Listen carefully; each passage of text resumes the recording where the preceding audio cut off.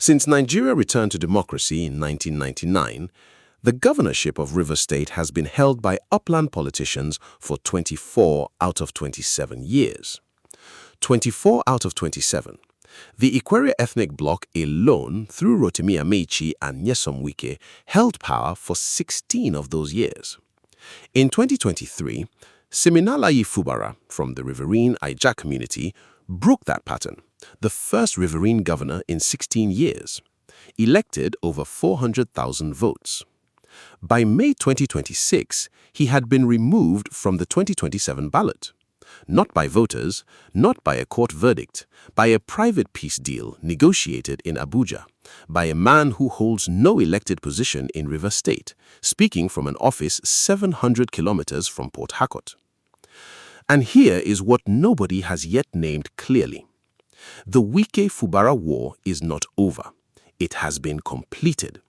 And what it permanently changed about Rivers State, about democratic accountability, about ethnic succession, about the power of godfathers over governors, will outlast both men for a generation. While everyone is counting the political winners and losers, nobody is asking the real question. What blueprint did this rivalry leave behind, and which Nigerian state is next? Before we go further, if you're new here, Naija Brief exists for one reason: to give Nigerians the political analysis that mainstream media won't. Whether you're in Abuja, Lagos, Kano, Port Harcourt, or London, this channel is for you. Hit subscribe and stay with me. This gets deeper. The origin is simple. The consequences are not. In May 2023, Nyesom Wike handed the Rivers governorship to Siminalayi Fubara, his accountant general, his political protege, his chosen successor. The unspoken agreement: Fubara governs, Wike retains the control of the structures. Fubara had a different reading of his mandate. Within months, the war began. The assembly complex was ablaze. The 27 Ame who led lawmakers announced defection to the APC. Fubara stopped recognizing them. Impeachment notices flew. The Supreme Court froze Rivers State's federal allocation. A state of emergency suspended Fubara, his deputy, and every elected lawmaker for 6 months. An unelected sole administrator governed Nigeria's heartland. 4 presidential villa peace deals, none published, none enforceable. The trigger that makes this story permanent, not just political, was the moment on May 25, 2026, when Wike stood before journalists in Abuja and confirmed it publicly. The peace deal included a condition that Fubara would not seek a second term. A minister from another state confirming he had negotiated a sitting governor off the 2027 ballot from a federal office 700 kilometers from Port Harcourt. And the ordinary Rivers person, the teacher in Ogoni, the fisherman in Degema, the trader in Rumola, paid the price the whole time. A legal practitioner who studied the crisis said it directly. The greatest victims of this political battle were the people of Rivers State. The crisis set the state back by several years. In 2022, Rotimi Amechi, the man who Wike succeeded, warned publicly that allowing Wike to install another Ikwere successor would end riverine political representation for a very long time. Amechi himself had tried to ensure power rotated to the riverine bloc. Wike outmaneuvered him, installed Fubara as a controlled riverine candidate, then engineered Fubara's exit when he proved ungovernable, and immediately moved to install Kingsley Chinda from the same Ikwere stronghold that produced Wike himself. Amechi's 2022 prophecy came true exactly as he described it. The Wike-Fubara rivalry did not just use institutions. It exposed how thin the protective shell around each one actually is. Section 188 of the Constitution, the impeachment provision, was invoked against Fubara 3 times between 2023 and 2026. 0 completions, 0 verdicts. Each withdrawal happened not because allegations were resolved, but because the political calculation changed.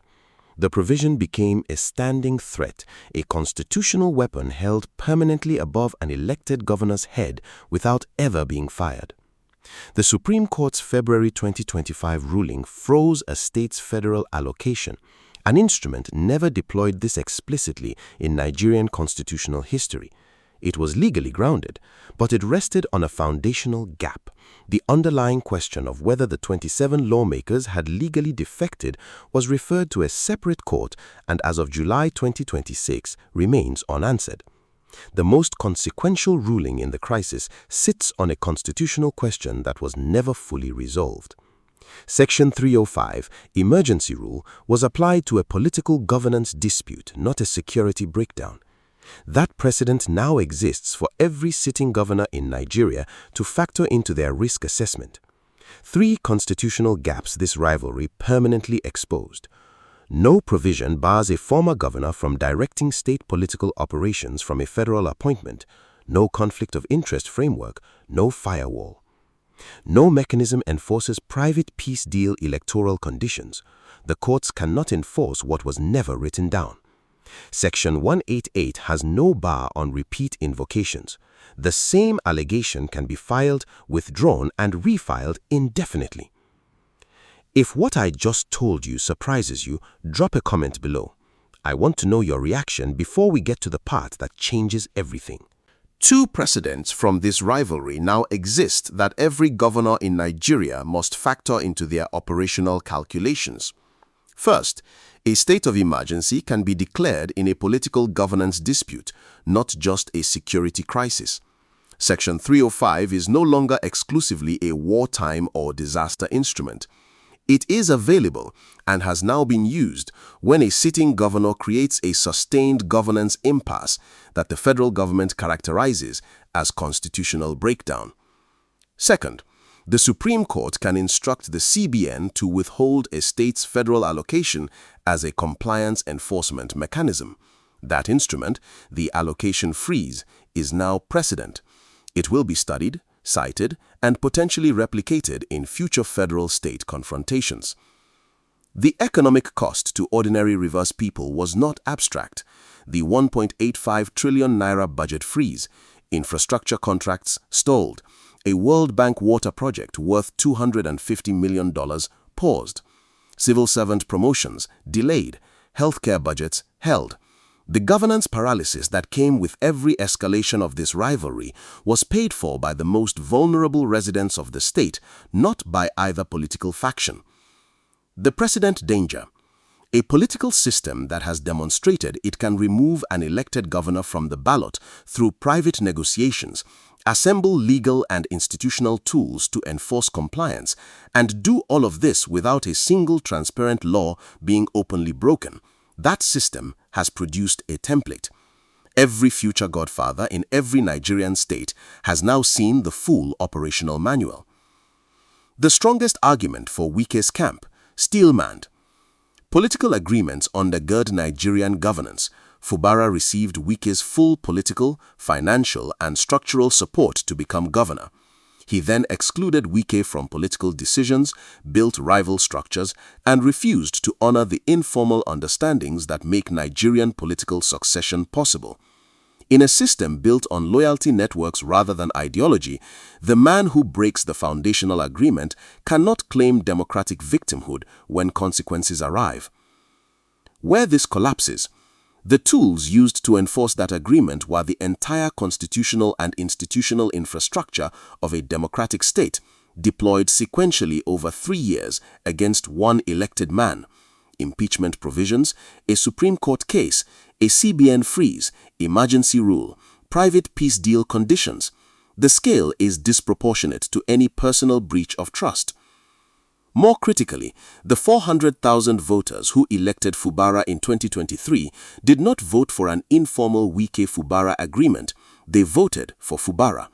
When a private deal and a democratic mandate conflict, a constitutional democracy must resolve it in favor of the mandate. The available instruments resolved it in favor of the deal. Rotimi Amaichi, the man Wike spent 8 years fighting, has ended up providing the structural scaffolding for the opposition to Wike's succession plan. His ally, Gabriel Pidolson of the ADC, and Tonye Kole, his endorsed candidate who lost twice, are among the forces now trying to build a coalition against Chinda.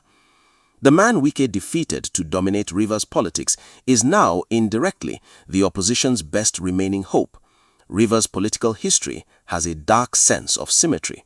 3 signals to watch before the INEC July 17th governorship candidate submission deadline.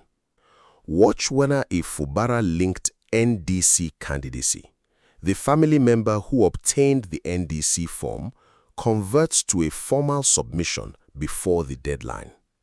If it does, the 2027 Rivers race is genuinely competitive. If it does not, Chinda's path becomes structurally clearer. Watch the Supreme Court's scheduling of the APC chairmanship substantive hearing, the Beke versus Okocha dispute that has declared every Okocha nomination, including Chinda's, null and void. A Supreme Court scheduling order before July 17th changes the INEC submission landscape. Watch for SDP Ward Congress notices in Rivers LGAs through RSIEC. If those appear, Wike's third-lane vehicle is being assembled. Preparation for LGA elections where APC tickets may migrate toward Fubara influence. I asked whether Fubara is politically finished. The answer: look at the July 17th deadline. A governor still in office, still governing, still conducting federal collaboration press events, whose family member has picked an NDC form, that is not a man who has accepted political retirement. Whether the NDC path opens before the deadline is the single most consequential question in Rivers politics right now. I asked who failed Rivers State when every institution acted within its formal legal authority. The answer: not the institutions, not the laws. The democratic culture that was supposed to be the operating environment for those institutions. A culture in which informal agreements override formal mandates, in which political loyalty outweighs constitutional obligation, in which the real power is the godfather, not the ballot. Constitutional amendments cannot fix a culture. Only citizens who demand better, consistently, publicly, at every election, can begin to fix it. The Rivers power blueprint is now complete. Its architecture: control the legislature, use the courts strategically, leverage federal proximity, impose private peace deal terms, and deliver succession outcomes that no election would have produced. That blueprint works. It has been tested. It will be used again in Rivers State and elsewhere unless the people who live inside it decide it is not the governance they consented to. The question for Rivers people in 2027 is not which candidate to vote for. It is whether the vote, when cast, will actually mean what they were told it means.